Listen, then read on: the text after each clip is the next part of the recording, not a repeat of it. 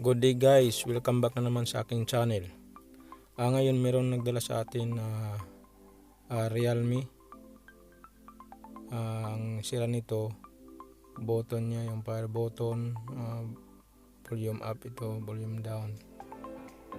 Tsaka yung ano na talaga, yung flex. Yun yung sira. Ano to guys, Realme C21Y.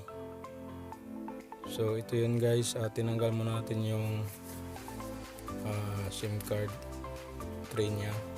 Ngayon gamitan natin ng ganito. Mabibili din to sa Shopee o kahit anong panungkit, basta ano tong dito sa gilid. Yan, dahan-dahan lang sungkitin natin para matanggal yung back cover nya.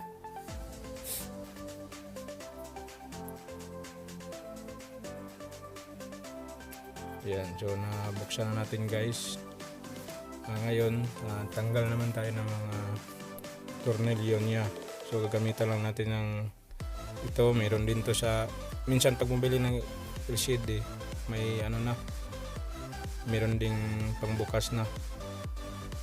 Ito binili ko to, itong ginagamit ko yan. Pero yung isa, yung itim, paano lang yan, sabay niya ng LCD. Meron kasi nagtintinan ng LCD na may kasama ng mga pangbukas. Pwede rin piliin nyo yun. Tapos pag bumili kayo guys sa Shopee guys, dapat yung tingnan nyo yung mga review kung okay ba yung mga nabili nila. Kasi minsan din mayroong mga sira. Pag okay yung review, yun yung bilhin nyo. So ito na guys, tanggalin na natin mga tornilyo para mabuksan natin yung sa likuran niya. Dito ginamitan ko to ng tweezer, pero pwede rin yung kahit ano, basta masungkit siya.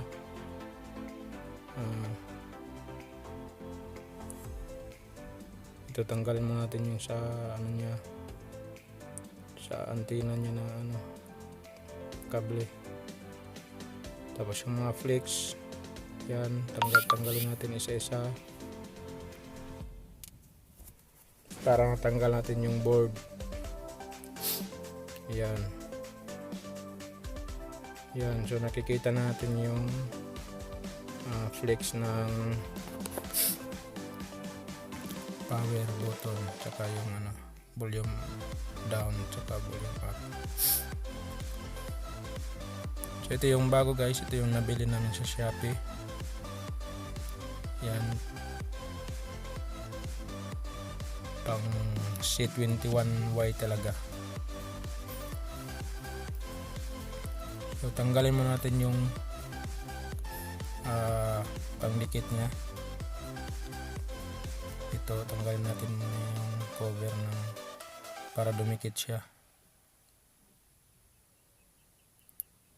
Yan, para pag lagay natin didikit siya. Unahin muna natin yung dito sa may terminal ng ano.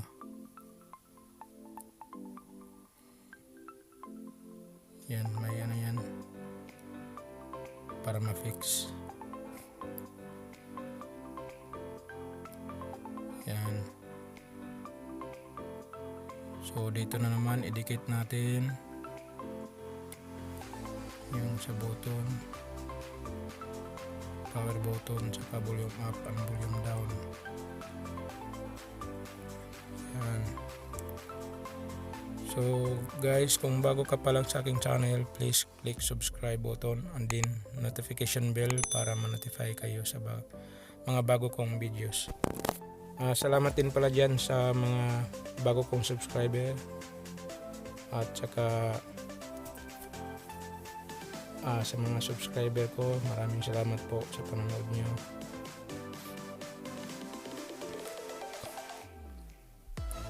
Yan, so nalagay na natin guys. Ngayon pwede na natin ibalik yung board. Yan.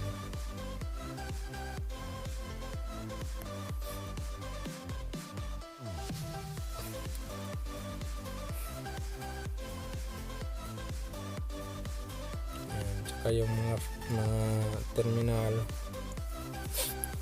ikabit na rin natin, yung sa battery.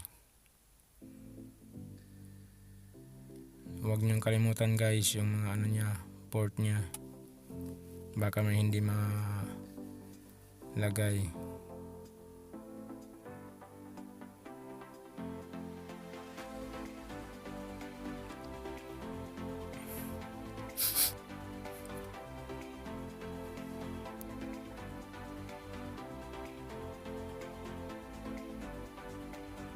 So panoorin nyo lang ito guys, panoorin nyo lang, sundan nyo lang yung sa video na to.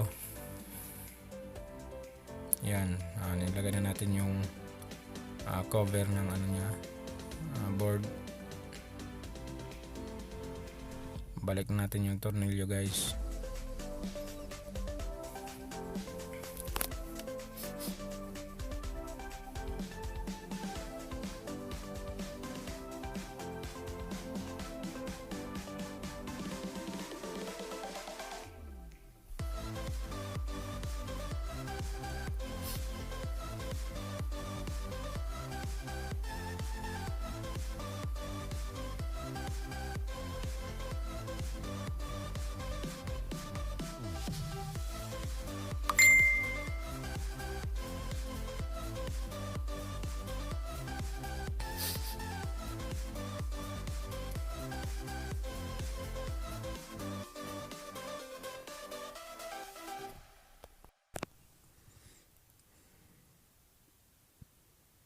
So ngayon guys, ilagay na naman natin yung ano niya, pinaka-button talaga niya.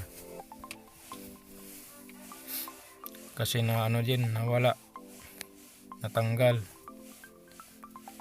Kaya yun, lagyan din natin.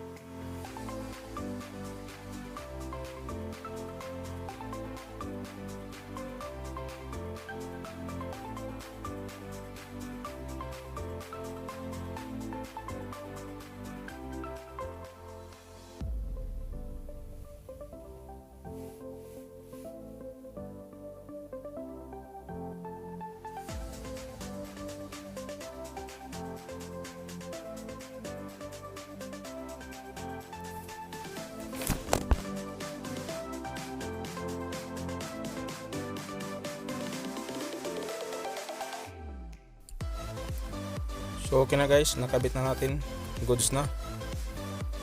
So pwede natin i-try.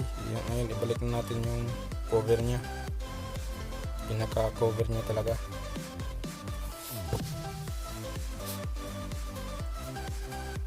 Iuna muna natin yung ano sa may button para sakto yung para fit talaga yung ano mga button nya, yung swabe yung pagkapindot. Yan, balik natin yung lagayan ng SIM at i-try na natin i-on guys kung okay ba yung gawa natin. Sige nga, yun, nag-on na guys. So nakachamba naman tayo guys. Yan, hintayin lang natin.